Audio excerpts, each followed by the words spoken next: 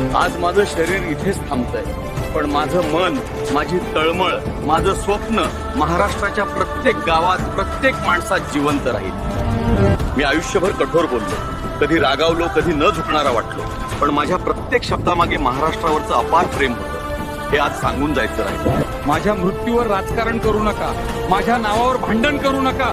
फक्त महाराष्ट्राला एक ठेवा, माणुसकी जपा. हेच माझं शेवटचं मागणं आहे. आज मी निघतोय, पण अभिमानानं निघतोय, कारण मला महाराष्ट्र मिळाला. जय महाराष्ट्र.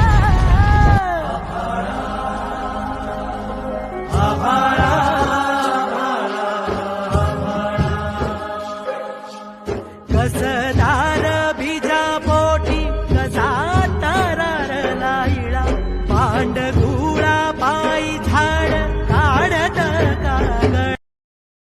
Download ShareChat.